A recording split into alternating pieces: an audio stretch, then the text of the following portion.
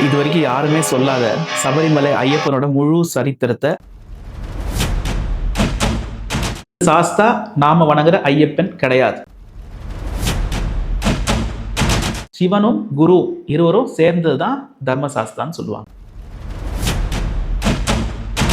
உலகெங்கும் வாழும் ஐயப்ப பக்தர்களுக்கு வணக்கம். இதுவரைக்கும் யாருமே சொல்லாத சபரிமலை ஐயப்ப சுவாமியோட முழு ஹிஸ்டரி அண்ட் வரலாறு கதைகளை உங்களுக்காக நான் டீகோட் பண்ணி சொல்ல போறேன். நான் உங்க ஹோஸ்ட் தனஞ்சய். வீடியோ ஃபுல்லா ஸ்கிப் பண்ணாம பாருங்க. ஏன்னா இந்த இன்ஃபர்மேஷன்ஸ் கலெக்ட் பண்றதுக்கு நான் ரொம்பவே எஃபர்ட்ஸ் போட்டு டெவலப் பண்ணியிருக்கேன்.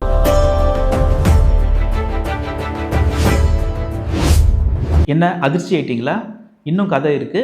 ஐயப்பன் கதை கலியுகத்தில் ஏற்பட்டது. இது கலியுகத்திலிருந்து பின்னாடி எப்போ ஏற்பட்ட விஷயம். இந்த சம்பவம் நடந்த பிறகு லீலாதேவியோட ஆத்மா மகிஷி உடல்ல இருந்து வெளியே வருது. லீலாதேவி சாஸ்தாவை பார்த்துட்டு தன்னை திருமணம் செய்துக்க சொல்லி கேட்கிறா. கேட்ட உடனே சாஸ்தா இந்த ஜென்மத்துல கிடையாது, கலியுகத்துல இன்னொரு ஜென்மத்துல நான் அவதாரம் எடுக்கும் போது நான் உன்னை திருமணம் பண்ணிக்குவேன் அப்படின்னு சொல்லிட்டு போயிடுறாரு. அதனால எப்பெல்லாம் சாஸ்தா அவதாரம் எடுக்கிறாரோ அப்பெல்லாம் லீலாதேவியும் அவதாரம் எடுக்கிறாங்க. இவ்வளவு நேரம் நான் கதை சொன்னதுல எங்கேயுமே ஐயப்பனை பத்தியோ கேரள தேசத்தை பத்தியோ பந்தல ராஜாவை பத்தியோ எதையுமே சொல்லியிருக்க மாட்டேன். ஏன்னா நான் முன்ன சொன்ன மாதிரியே இந்த கதை கலியுகத்துல நடந்தது.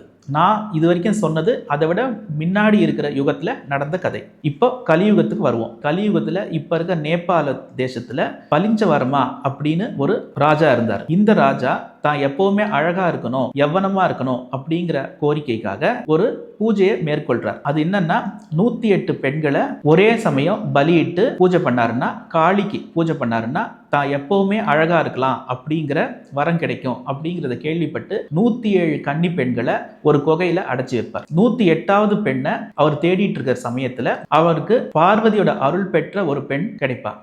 அந்த பெண்ணை பலிஞ்சவர்மா கடத்திக்கிட்டு வரும்போது அந்த பெண் தான் வணங்குற தேவியான பார்வதி தேவி கிட்ட வேண்டுவா. வேண்டின உடனே பார்வதி தேவி சாஸ்தாவை அனுப்பி அந்த 108 பெண்களையும் காப்பாற்ற சொல்லி ஆணையிடுவாங்க. சாஸ்தா மீண்டும் கலியுகத்துல சாஸ்தாவை பிறந்து பலிஞ்சவர்மா கிட்ட போய் அந்த 108 பெண்களை விடுவிக்க செய்வார். பலிஞ்சவர்மாவை கொல்ல முயற்சி செய்த சாஸ்தாவிடம் பலிஞ்சவர்மா மன்னிப்பு கேட்டு தான் தப்ப உணர்ந்து ஒரு கோரிக்கை வைப்பார். பலிஞ்சவர்மா தன்னுடைய தவறை நான் உணர்ந்துட்டேன், ஒரு உயிருக்காக நான் 108 உயிரை எடுக்க துணிஞ்சிட்டேன், இது மிகப்பெரிய பாவம்னு மன்னிப்பு கேட்பார். அவர் மன்னிப்பு கேட்ட பிறகு சாஸ்தா கிட்ட அவர் ஒரு கோரிக்கை வைப்பார். தன்னுடைய மகளை சாஸ்தா திருமணம் செய்துக்கணும்னு சொல்லிட்டு அவர் கேட்ட உடனே சாஸ்தா பலிஞ்சவர்மாவோட மகளை திருமணம் செய்துவார். பலிஞ்சவர்மாவோட மகள் தான் புஷ்கலா தேவி. இப்போ சாஸ்தாவுக்கும் புஷ்கலா தேவிக்கும் திருமணம் ஆயிடுச்சு. இது நடந்த கொஞ்ச காலம் பிறகு கேரள தேசத்தை ஆண்டு வந்த பிஞ்சகவர்மா அப்படிங்கிற ராஜா தன்னுடைய வழி தவறி ஒரு பூத பிரேதம் பிசாசுகள் திரிகிற காட்டு பகுதிக்குள்ள போய் மாட்டிக்கிறார். அவர் இந்த காட்டு பகுதியிலிருந்து வெளியே வர்றதுக்காக தான் என்றும் வணங்குற சிவனை நோக்கி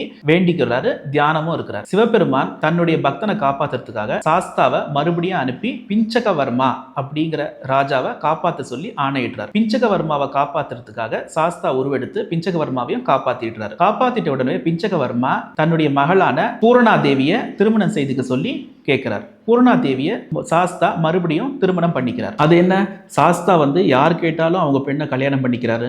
இதுக்கு பின்னாடியும் ஒரு கதை இருக்கு. தன்னுடைய பக்தன் தன்னுடைய மகளை கல்யாணம் பண்ணிக்க வேண்டி தவறு இருந்ததுனால அவருடைய கொடுத்த வரத்துக்காக தான் பூரணா புஷ்கலா அவர் இந்த ஜென்மத்துல கல்யாணம் பண்ணியிருப்பார். இந்த விஷயம் எதுவுமே தெரியாம பலிஞ்சவர்மா தன்னுடைய மகளுக்கு சாஸ்தா துரோகம் செய்துட்டார்ன்றதுக்காக சாஸ்தாக்கு ஒரு சாபம் கொடுப்பார். அது என்ன சாபம் அப்படின்னு கேட்டீங்கன்னா, 12 வருஷம் மானிட பிறவி எடுத்து நீ இந்த பூலோகத்துல கஷ்டப்படணும் அப்படிங்கிற சாபத்தை சாஸ்தாக்கு கொடுத்துருவார். இந்த சாபத்தை ஏத்துக்கிட்ட சாஸ்தா சரியான சமயம் வர்றதுக்காக தான் மானிட பிறவி எடுக்கிறதுக்காக காத்துக்கிட்டே இருந்தார். இது நடந்த பல வருடங்கள் பொறுத்து ஆதிசங்கராச்சாரியர் கேரளாவில் கல்லடிங்கிற ஊர்ல பிறவி எடுக்கிறார். ஆதிசங்கராச்சாரியர் அகம் பிரம்மாஸ்மிங்கிற தத்துவத்தை உலகத்தை எல்லாத்துக்கும் போதிக்கிறார். இவரை போதிச்சுட்டு இருக்கும்போது தன்னுடைய தாய் இறந்து போனதுக்காக ஈமக்கடன் செய்வதற்காக கேரளாவுக்கு திரும்பி வருவார். இந்த கதையை நமக்கு தெரிஞ்சிருக்கும். ஆனா அங்க இருக்கிற பிராமணர்கள் ஆதிசங்கராச்சாரியரை தன்னுடைய தாய்க்கு இறுதி சடங்கு செய்யறதுக்கு அனுமதிக்காத காரணத்தினால அந்த மக்களுக்கு ஒரு சாபம் கொடுத்துருவார். கேரளாவில் வேறு மதங்கள் வேறு சமயங்கள் பரவி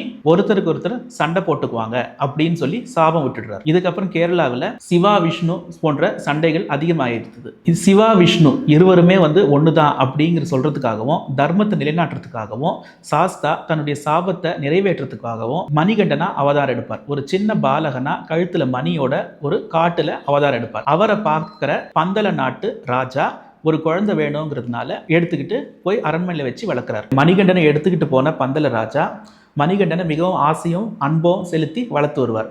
பந்தல நாட்டுடைய ராஜகுருவே மணிகண்டனுக்கு அனைத்து விதமான அஸ்திர சாஸ்திர வித்தைகளும் சொல்லியும் கொடுப்பார். நாட்டில் நடக்கிற அனைத்து பிரச்சனைகளும் மணிகண்டன் தீர்த்தும் வச்சிருக்கிறார். நாட்டு மக்களும் மணிகண்டன் மேல மிகவும் அன்பு செலுத்தி வந்தாங்க. மணிகண்டன் 12 வயசு எட்டியவுடன் பந்தல ராஜா மணிகண்டனுக்கு பட்டம் சூட்டலான்னு முடிவெடுப்பார். இந்த கதையை நமக்கு தெரிஞ்சிருக்கும். பட்டம் சூட்ட முடிவெடுத்த உடனே நாட்டோட மந்திரி வந்து மகாராணி கிட்ட போய் மணிகண்டன் வந்து எடுத்து வளர்த்த பிள்ளை, அவருக்கு பட்டம் சூட்டணும்னா உங்களுக்கும் ராஜாவுக்கும் பிறந்த குழந்தைக்கு பட்டம் சூட்ட முடியாதுன்னு சொல்லி கொடுப்பார். சொல்லி கொடுத்தனே பட்டாபிஷேகம் நிறுத்தத்துக்காக மகாராணி வந்து தனக்கு தலைவலி வந்ததாகவும் தலைவலி தீரணும்னா புலிப்பால் கொண்டு வரணும் அப்படின்னு கேட்பாங்க.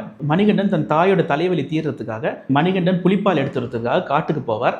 காட்டுக்கு போன உடனே தேவர்கள் மணிகண்டன் முன்னாடி தோன்றி முன்பொரு காலம் மகிழ்ச்சியை கொல்றதுக்காக சாஸ்தாவா அவதாரம் எடுத்த நீங்க தான் இப்போ மணிகண்டனா அவதாரம் எடுத்திருக்கிறீங்கன்னு மணிகண்டனுக்கு அவருடைய பிறவியை பத்தின ஞாபகத்தை கொண்டு வருவாங்க. கொண்டு வந்த உடனே நீங்க அப்ப செய்த உதவிக்கு இப்ப நாங்க பிரதி உதவி செய்யறோம்னு சொல்லிட்டு அவர்களே புலியா மாறி மணிகண்டன் கூட வருவாங்க.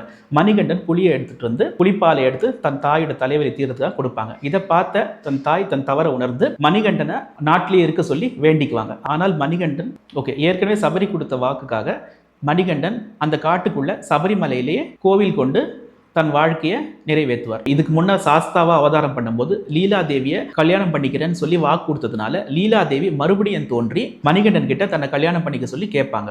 ஆனா மணிகண்டன் இந்த பிறவில நான் 12 வருஷம் தான் பாலகனா வாழ்வேன், அதுவும் பிரம்மச்சாரியத்தை கடைபிடிப்பேங்கிறதுனால இந்த பிறவில நான் கல்யாணம் பண்ணிக்க மாட்டேன், எப்போ கன்னிசாமி என்னை பார்க்கறதுக்கு வராம இருக்கிறாங்களோ அப்போ நான் உன்னை திருமணம் பண்ணிக்கிறேன்னு சொல்லிட்டு நிபந்தனையோட சொல்லிட்டு சபரிமலையிலேயே வீற்றிருக்கிறார். இதை கேட்டு மணிகண்டன் திருமணம் பண்ணிக்கிறதுக்காக லீலாதேவியும் மஞ்சமாதாவா அங்க கீழேயே வீற்றிருக்கிறாங்க. இதுதான் இது வரைக்கும் யாருமே தமிழ்ல சொல்லப்படாத தர்மசாஸ்தாவாகிய ஐயப்பனுடைய கதை. தொடர்ந்து இது போல ஆன்மீக கதைகள் தெரிஞ்சுக்கணும் அப்படின்னா subscribe divine with Dhananjay channel.